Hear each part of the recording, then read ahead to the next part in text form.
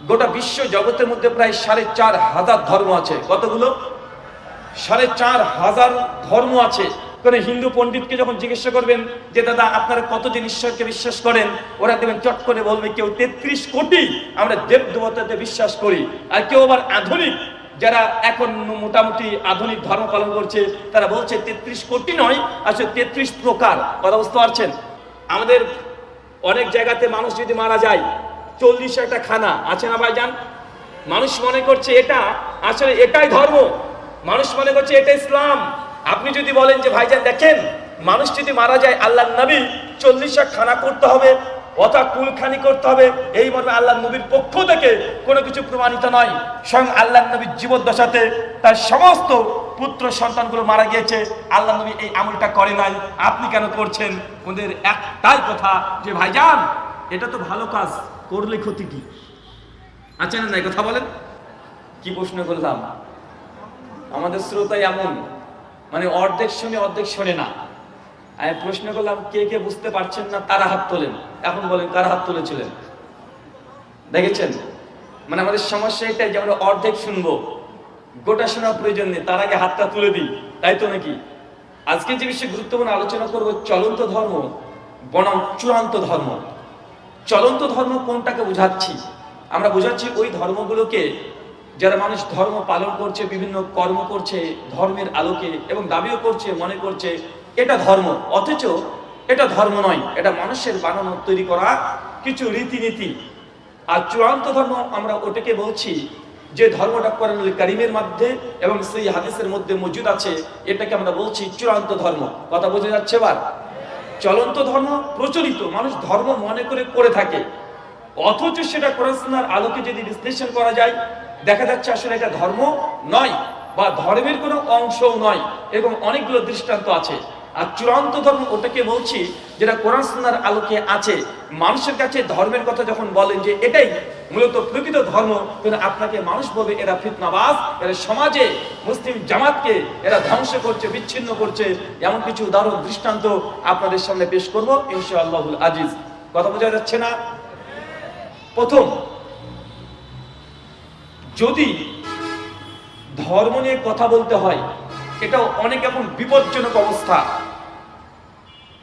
কারণ ইসলাম গোটা বিশ্ব জগতের মধ্যে প্রায় 4,500 ধর্ম আছে। কতগুলো? 4,500 ধর্ম আছে। আর 4,500 ধর্মের মধ্যে আমরা মুসলিম, আমরা ইসলাম ধর্মের অনুসারী, আমরা তার মধ্যে একটা, গোটা বিশ্ব জগতের অন্য ধর্মের অনুসারীরা আমাদেরকে চ্যালেঞ্জ করে বারবার এবং বলে যে ইসলাম ধর্ম মিথ্যা, বাকি সমস্ত ধর্ম তারা নিজ নিজ ধর্মকে সঠিক তারা বিশ্বাস করে কি করে না। চিন্তা করে দেখেন, একবার আন্তর্জাতিক ভিউটা যদি দেখেন, ওয়ার্ল্ডের ভিউ, তাদের দৃষ্টিভঙ্গি, তারা ইসলামকে মনে করে ইসলাম কোনো ধর্মই নয়, বরং ইসলাম একটা জঙ্গি, সন্ত্রাসী বা আরবীয় সভ্যতার একটা মাত্র কৃষ্টি কালচার ছাড়া আর কিছু না। এটা সাম্রাজ্যবাদী একটা ধর্ম। এটা মানুষের কাছে ওরা বিশ্ব জগতে বিশ্বরা এটা প্রচার করে দিয়েছে। তাই অনেক ইসলামকে ধর্ম হিসাবে স্বীকৃত দিতে চায় না। আছে না নাই? আছে। এটা গোটা বিশ্ব জগতের আন্তর্জাতিক ভিউ। নিজেদের মধ্যে তো সমস্যা আছেই, নিজেদের মধ্যে তো হাজারের সমস্যা, আন্তর্জাতিক ধর্ম নিয়ে সমস্যা। আমরা যখন মুসলিমরা প্রথমে বলি যে গোটা বিশ্ব জগতে আমাদের একটাই দাবি, আমাদের একটাই কথা, ইসলাম এমন একটি ধর্ম, এমন একটি জীবন ব্যবস্থা যে ধর্মটা একমাত্র একদম নির্ভেজাল, নিষ্কলুষ এক তাওহীদের উপরে টিকে আছে। কিসের উপরে? কথা বলেন। তাওহীদের উপরে। ইসলামই একটা অদ্বিতীয় ধর্ম, যারা বিশ্বাস করে আল্লাহ সুবহানাহু ওয়া তাআলা এক এবং তার সঙ্গে কোনো দিক থেকে সরিষা পরিমাণেও তারা শিরিক করতে রাজি নয়। এটা যে ইসলামের পৃথিবীর যতগুলো ধর্ম আছে তার সঙ্গে স্বতন্ত্র একটা পার্থক্য। আপনি যে কোনো অমুসলিমকে জিজ্ঞাসা করেন, কোনো হিন্দু পণ্ডিতকে যখন জিজ্ঞাসা করবেন যে দাদা আপনারা কতজন ঈশ্বরকে বিশ্বাস করেন, ওরা দেখবেন চট করে বলবে কেউ 33 কোটি আমরা দেব দেবতাতে বিশ্বাস করি। আর কেউ আবার আধুনিক, যারা এখন মোটামুটি আধুনিক ধর্ম পালন করছে, তারা বলছে 33 কোটি নয়, আসলে 33 প্রকার। কথা বুঝতে পারছেন? আর কিছু কিছু মানুষ আছে যারা খ্রিস্ট ধর্মের অনুসারী, তাদের দাবি, তাদের বিশ্বাস যে গোটা বিশ্ব জগতের স্রষ্টা তিনি একজন হতে পারেন না, একজন গোটা বিশ্ব জগৎকে তৈরি করবেন এটা হওয়া সম্ভব নয়। এই জন্য খ্রিস্টানরা বিশ্বাস করে 3জন ঈশ্বরে। কয়জন ঈশ্বর? কয়জন? পিতা, পুত্র, পবিত্র আত্মা। এটি যে আন্তর্জাতিক প্রেক্ষাপট থেকে ধর্মের সঙ্গে যদি কোনো কন্ট্রাডিকশন হয়, আন্তর্জাতিক যতগুলো ধর্ম আছে, বড় বড় ধর্ম, তা ইসলামকে চ্যালেঞ্জ করছে যে ইসলামে যে তৌহিদ আছে আর তাদের তৃত্ববাদ আছে, বহিষ্করবাদ আছে, এটা হচ্ছে মৌলিক আমাদের ধর্মগুলোর মধ্যে পার্থক্য। প্রথমে চলন্ত ধর্ম বনাম চূড়ান্ত ধর্ম। চূড়ান্ত ধর্ম কোরআন এবং সুন্নাতে আছে। কোথায় আছে? কোরআন এবং সুন্নাতে যেটা আছে আমরা নির্দ্বিধায়, যদি আমাদের বিরুদ্ধেও চলে যায় তো আমাদেরকে সেটা মাথা পেতে মেনে নিতে হবে। এটা হচ্ছে একজন মুমিন, একজন মুসলিম ব্যক্তির একটা দায়িত্ব এবং কর্তব্য। আল্লাহ সুবহানাহু ওয়া তাআলা বলছেন পবিত্র কোরআনুল কারীম সূরা মুহাম্মদ সূরা নম্বর 47 আয়াত নম্বর 33, ইয়া আইয়ুহাল্লাযীনা আমানু, হে বিশ্বাসীগণ, আতিউল্লাহ, আল্লাহর আনুগত্য করো, ও আতি রাসূল, আর রাসূলের অনুসরণ করো, ওয়ালা তুবতিলু আমালাকুম, অন্যথায় তোমাদের আমলগুলোকে বাতিল করো না। ইসলামের মেসেজ যদি পালন করতে চান আপনাকে অবশ্যই কোরআন মাজিদে আছে কি নাই, আল্লাহ নবী আলাইহিস সালাম তিনি আদেশ করেছেন কি করেন নাই, অথবা তার অনুমোদন আছে না নাই, অথবা সেই কর্মটি নিজে করেছেন কি করেন নাই, এই তিনটে জিনিসকে দেখেই আপনাকে এই চূড়ান্ত ধর্মের দিকে আসতে হবে। কিন্তু বর্তমান সমাজে আমরা এই তিনটে দেখা বাদ দিয়ে আমরা অন্য জায়গায় দেখি কি দেখি না। সমাজে একটা ইবাদত পরিচালিত আছে। একটা উদাহরণস্বরূপ আপনাকে বলি, আমাদের অনেক জায়গাতে মানুষ যদি মারা যায় 40 একটা খানা আছে না ভাইজান? মানুষ মনে করছে এটা আসলে এটাই ধর্ম, মানুষ মনে করছে এটা ইসলাম। আপনি যদি বলেন যে ভাইজান দেখেন, মানুষ যদি মারা যায় আল্লাহর নবী 40 খানা করতে হবে অথবা কুলখানি করতে হবে, এই মর্মে আল্লাহ নবীর পক্ষ থেকে কোনো কিছু প্রমাণিত নয়। স্বয়ং আল্লাহ নবীর জীবদ্দশাতে তার সমস্ত পুত্র সন্তানগুলো মারা গিয়েছে, আল্লাহ নবী এই আমলটা করে নাই, আপনি কেন করছেন? ওদের একটাই কথা যে ভাইজান এটা তো ভালো কাজ, করলে ক্ষতি কি? আছে না নাই? কথা বলেন, আছে না নাই?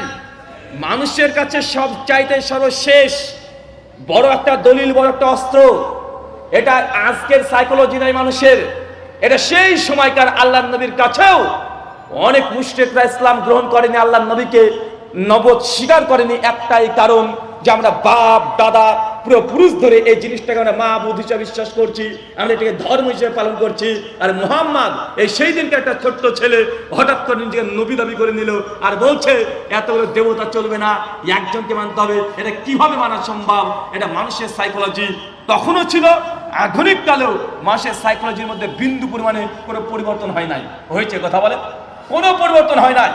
আমরা জানি আইএমএ জাহিলিয়াতের যুগে নারী সন্তান যদি হতো, মেয়ে সন্তান যদি হতো, অনেক অংশে দেখা যেত তাদেরকে একদম জীবন্ত তাকে হত্যা করে দেওয়া হতো।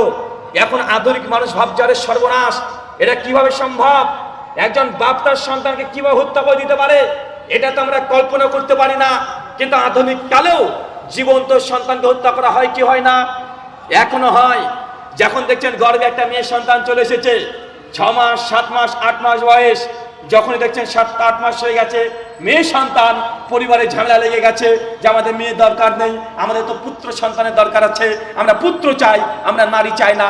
এরপরেও 7-8 মাস বয়সেই তাকে অ্যাবরেশন করে ভাই কোটি কোটি মেয়ে সন্তানকে মেরে ভুলকে হত্যা করা হচ্ছে কি হচ্ছে না? শুধুমাত্র পদ্ধতি পাল্টে গেছে। আইয়ামে জাহিলিয়াতের যুগের শেষে মানুষ বাচ্চা যখন গর্ভ থেকে বেরিয়ে যেত তখন তারা হত্যা করত, আর আমরা এখন পেটে থাকতেই আমরা হত্যা করে দিচ্ছি কি দিচ্ছি না? মানুষের চিন্তা চেতনা তখনও যা ছিল এখনো তাই আছে, শুধু যন্ত্রপাতিতে এরা উন্নত হয়েছে। মানসিক দিক থেকে তারা এখনো অধিকাংশ জায়গায় পশুর চাইতে নিকৃষ্ট অনেক মানুষ এখনো বিদ্যমান দুনিয়াতে। আছে না নাই? একদম 100% আছে। আপনাকে কড়াই গন্ডা হিসাব দিয়ে পুজিয়ে দেওয়া সম্ভব।